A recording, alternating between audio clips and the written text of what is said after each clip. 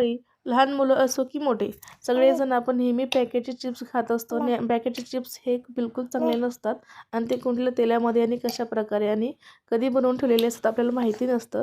तुम्ही एकदम फ्रेश आणि एकदम टेस्टी घरी चिप्स बनवू शकता. चिप्स बनवण्यासाठी मी 2 बटाट्याचे चिप्स करून घेतले आहेत. बघू शकता चिप्स बनवून झाल्यानंतर त्यामध्ये मी पाण्याने धुवून घेतले आहेत.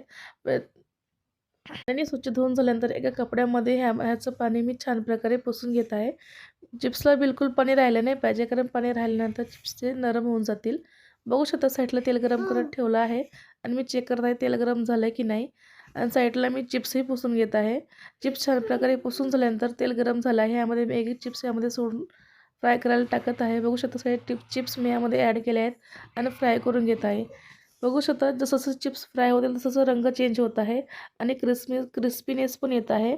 मला बघू शकता चिप्स आपले 2 ते 3 मिनिटात एकदम रेडी झाले आहेत आणि मी हे चिप्स एका प्लेटमध्ये साईडला करून घेत आहे. आता हे चिप्स झाल्यानंतर मी केळीचे चिप्स बनवणार आहे. आता यासाठी मी 4 केळी घेतली आहेत.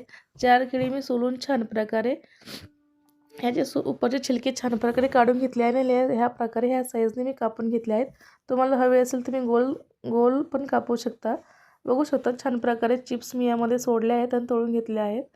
हे चिप्स मी यामध्ये फ्राय करायला सोडले आहेत आणि साईडला मी एका वाटीमध्ये थोडंसं पाणी ॲड करून त्यामध्ये हळद मीठ ॲड करून याचं मी छान प्रकारे मिश्रण तयार करून घेतलं आहे.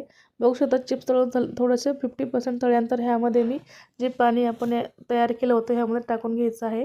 ह्यामुळे काय होतं चिप्सला छान प्रकारे कलर येतो. बघू शकता चिप्स एकदम छान प्रकारे रेडी झालेले आहेत.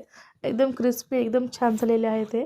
तुम्ही मंडळी अशा पद्धतीने चिप्स एकदम 10 ते 15 मिनिटात रेडी करून डब्यात ठेवू शकता किंवा झटपटही खाऊ शकता.